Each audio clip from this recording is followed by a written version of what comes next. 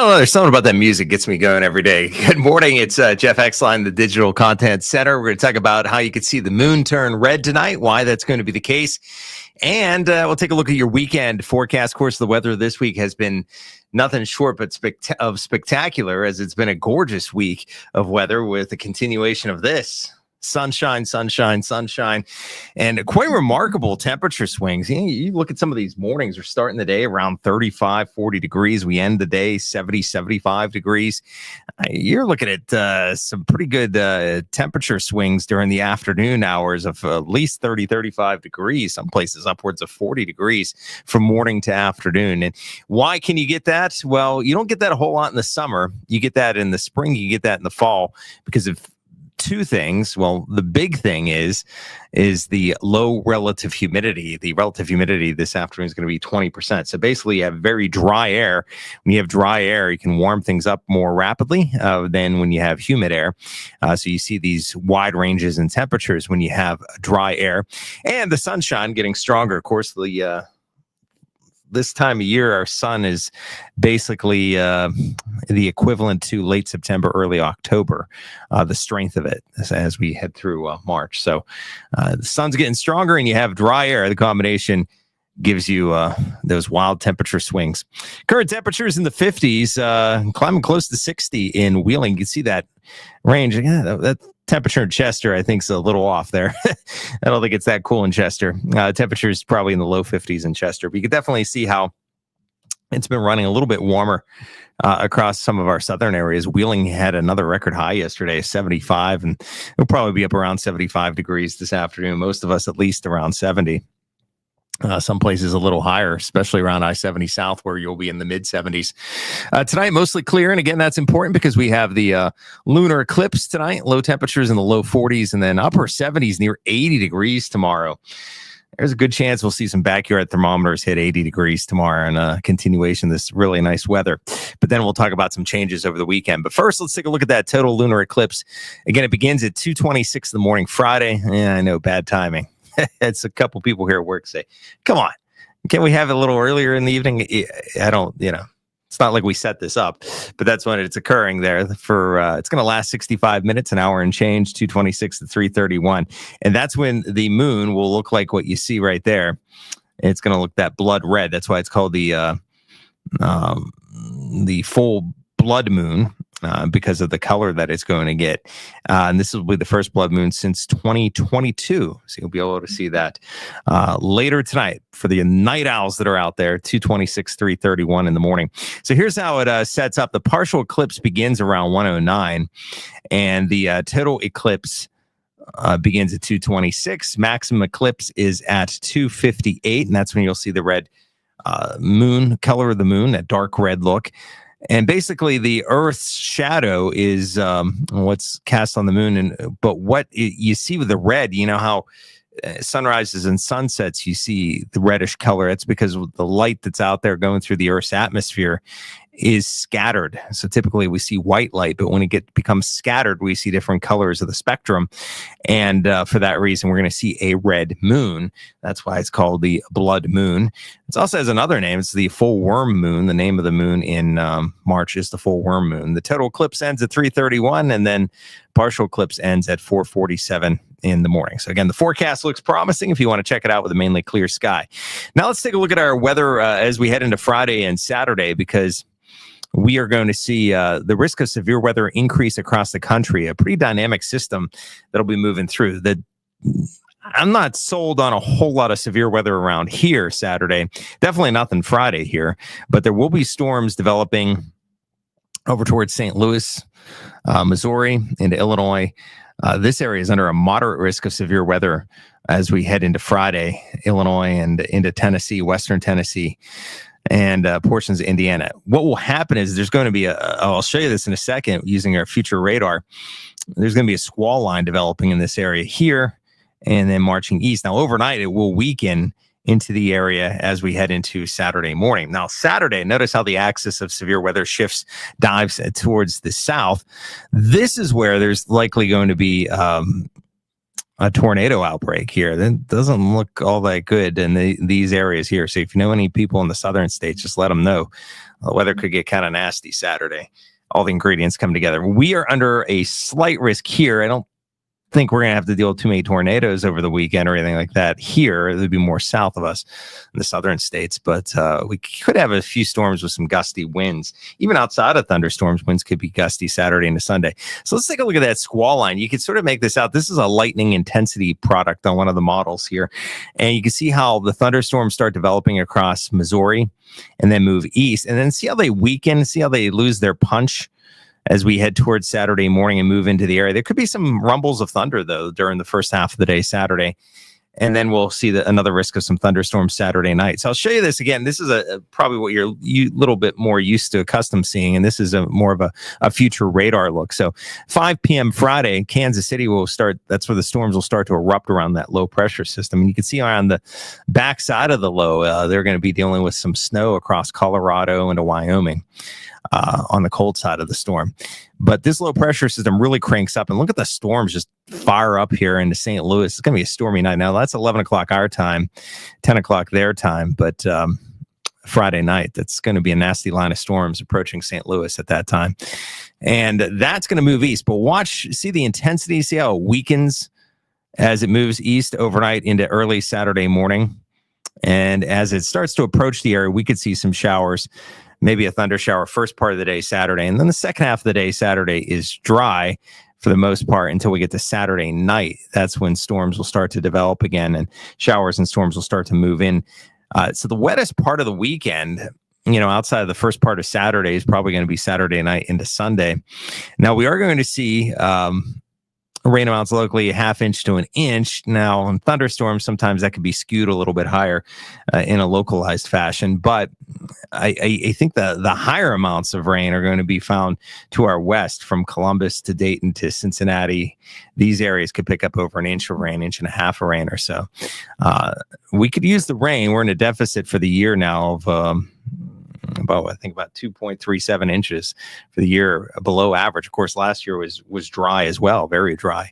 You don't want to go through spring being dry because that, especially coming off of a drought last year, if we have a dry spring into that leads into summer. And once you get into summer, it's your chances of getting widespread rain are slim typically, because it's more thunderstorm convective and it's more scattered.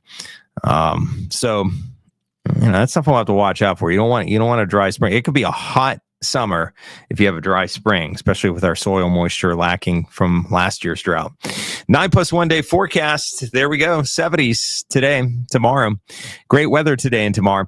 Now, again, a scattered storm threat Saturday, leaning towards the first part of the day Saturday and then Saturday night. But there's going to be many hours Saturday in which it's not raining at all. Out of the 2 days this weekend, Saturday, even though there will be some rain at times, Saturday is going to be the drier of the 2 days. I see it as it's looking a little damp on Sunday. And a brief cool down Monday, high of 50. Then we're back up close to 70 Tuesday and Wednesday. And then we cool back down next Thursday and Friday and Saturday into the 50s. So that's spring for you. Next week, there'll be a couple days up near 70, but next week overall, probably not as warm as this week. We will see a cool start to the next week on Monday and a cool end to next week, later next week into next weekend. But in the middle part of the week there, Tuesday, Wednesday, not too bad, with temperatures running above normal, upper 60s near 70. Not the constant 70s like we're seeing this week. Of course, this is the big anniversary. I want to talk about this a little bit, of the blizzard of 93. This is a storm that, terms for my sake at least, this is the storm. I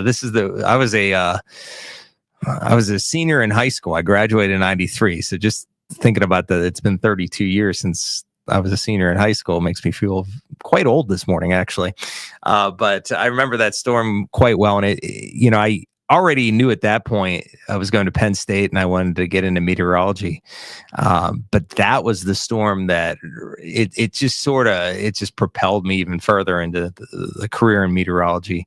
And it's it set the benchmark, at least for storms of my lifetime, as numero uno, and I can't even think of one that can compare. I mean, I know we had, trying to think what year that was, early 2010, we had a big snowstorm, but nothing compares to me to the blizzard of 93. Just the fact that it had the wind aspect, it had the heavy snow. I mean, you looked outside I remember the day. I remember it was a Friday. We were playing volleyball in high school, and I was telling everyone that week, man, this is gonna be a storm. And then when I got back from as we got back to school the following week, after, I don't know, we had to have had Monday off, I would have thought. But I remember my friends put on my locker, like Jeff said it would, on the locker. So that was cool. I remember that. But that storm was just amazing. The drifts, the wind, a true blizzard. It's, a lot of people talk about blizzards. It's really the wind that it makes a blizzard. 35 mile per hour sustained winds or gusts for several hours, and that just creates so much blowing and drifting of snow. It's like impossible to drive that day. Just looking outside, I remember not being able to see across the street. It's just a true blizzard. I mean, we get some snow squalls that give us little whiteouts that last a little bit, but that was a true blizzard with nearly 2 feet of snow falling on March 13th, 1993, and in Pittsburgh. It is the record for the most amount of snow falling in a calendar day. Any calendar day was March 13th, 1993. So it shows you March can bring you quite the variety of weather conditions. This March, we are seeing, well, at least this week in March, we're seeing some beautiful weather. Let's see. Patty Dawson says, good morning. And Sarah says, 63 in Cameron. Get your bathing suits out, ladies. What about the skies, Sarah? I'm going to get the bathing suit out. Yeah, near 60 in Moundsville right now. So, yeah, temperatures are climbing.